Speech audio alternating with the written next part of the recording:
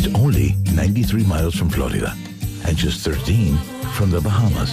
But like the smoke that coils from its legendary cigars, the Republic of Cuba exists in a time and space all its own.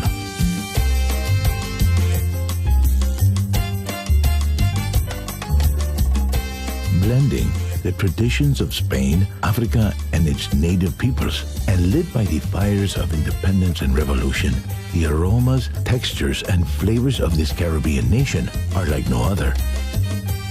Despite its size, Cuba has punched well above its weight. For centuries, its vast plantations satisfied a global appetite for sugar and thirst for the smoothest rums.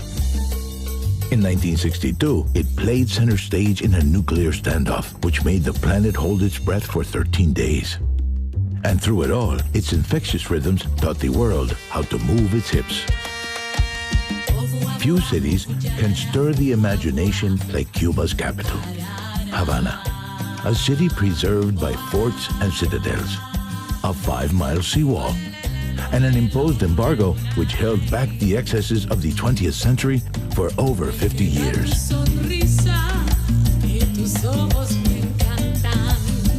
Havana's symbol is La Giradilla, dedicated to the city's first female governor, who scanned the horizon each day for her husband's return from the sea. 400 years later, she continues to wait high above the Castillo de la Real Fuerza, the city's original fort. While her husband never returned from his explorations, today she watches as millions of travelers come to explore her city. The fort overlooks Plaza de Armas, the birthplace and heart of old Havana. Step into the cool colonial elegance of the Palace of the Captains General, once home of governors, today the home of the Museum of the City of Havana.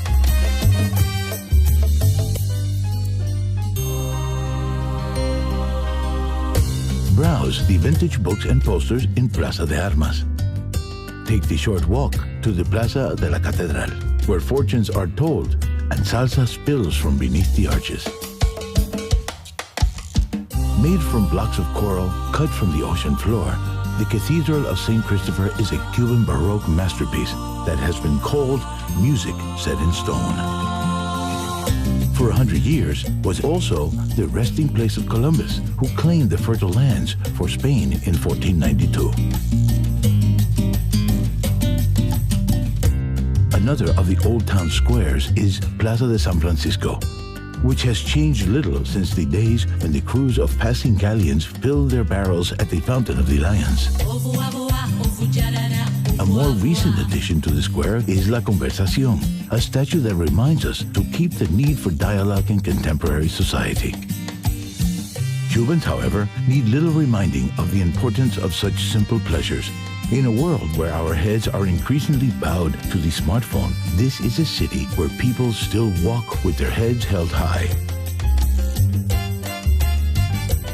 There's something truly liberating walking these advertisement and franchise-free streets where you can be open to millions of unguarded moments, like the curbside battles of wits, the characters, the melancholy of peeling paint, and the promise of a new coat. One place that will never see a paintbrush is La Bodeguita del Medio. Enjoy a mojito and add your name to the thousands of others which adorn every surface of this iconic bar. Getting around the city is easy. Simply walk, catch a bus, or cruise in style. Havana is home to thousands of classic autos from a golden age, which, just like the city, only becomes more alluring with each passing year.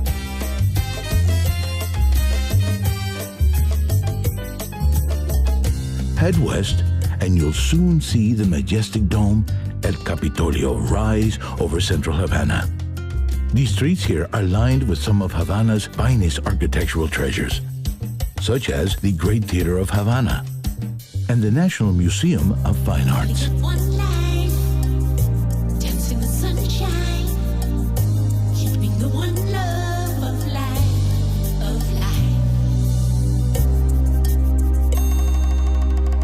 Just a little further to the west, discover the Vidado district, a mix of fabulous 1950s modernist buildings and neoclassical mansions patiently awaiting restoration. Explore the markets, then join ice cream-loving locals at Coppelia, Havana's futuristic temple to the multi-scoop. The Vedado is also home to the University of Havana, a hotbed of inquiry and dissent for almost 300 years.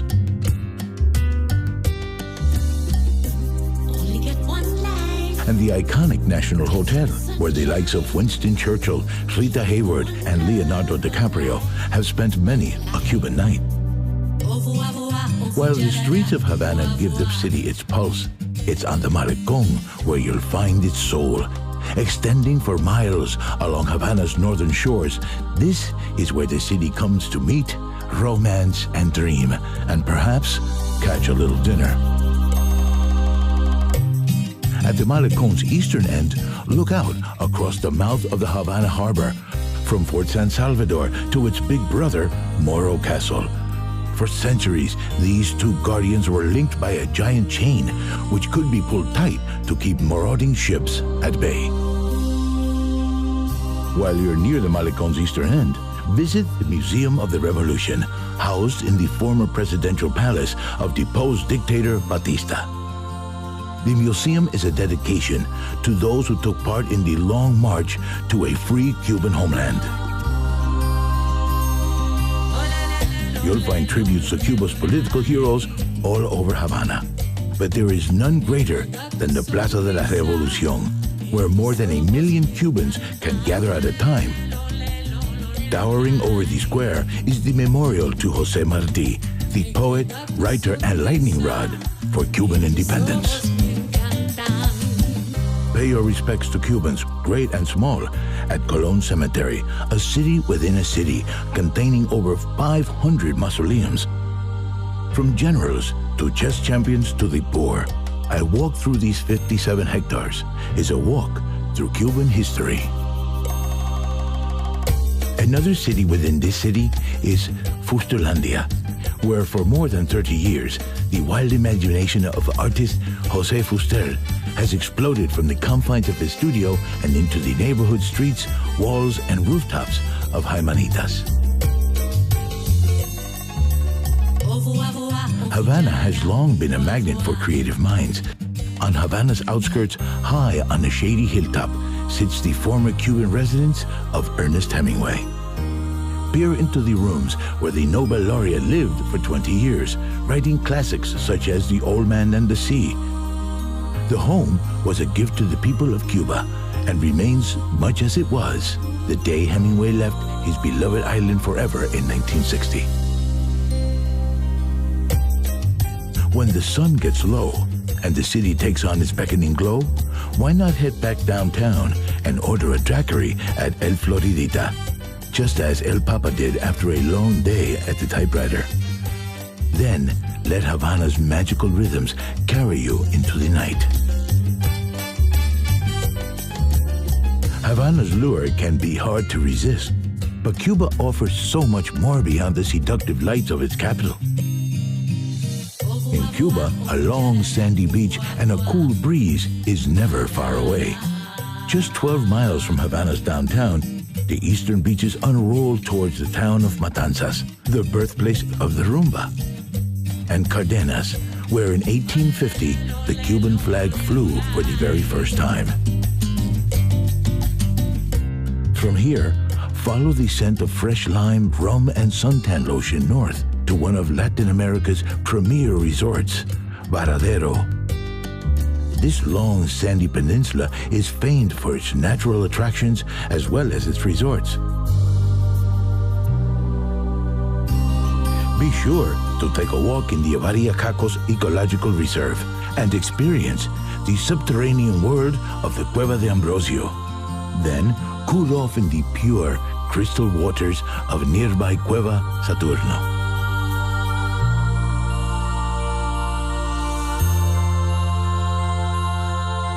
After exploring the northern coastline, turn south towards Cuba's heartland.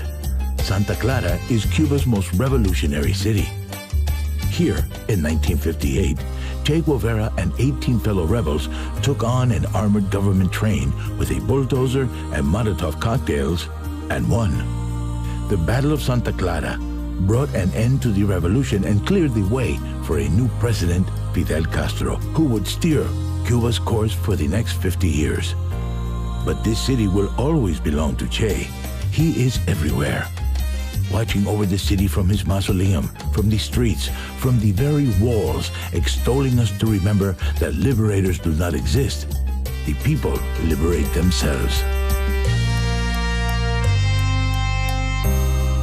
From a city forged by revolution to one built on sugar, welcome to Trinidad.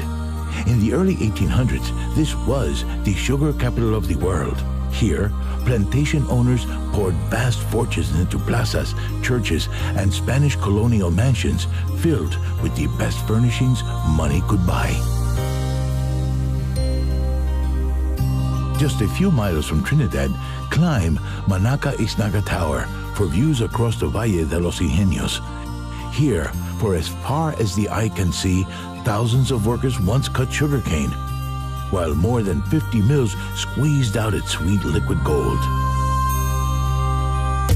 Trinidad is surrounded by other riches too. Relax on southern Cuba's finest stretch of sand, Playa Ancon. Then follow the rural back roads that lead to the cool heights of the Sierra de Escambre.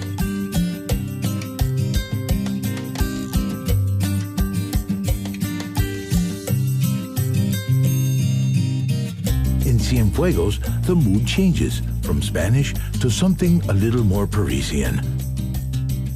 This is the only Cuban city founded by the French, and it shows.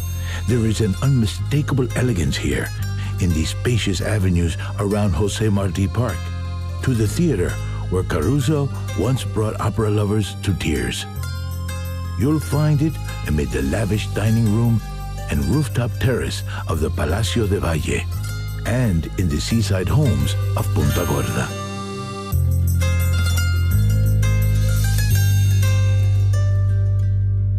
And when it's time to experience nature's elegance, you'll find plenty nearby in the bird life of Laguna Guanaroca and in the afternoon light of Rancho Luna Beach.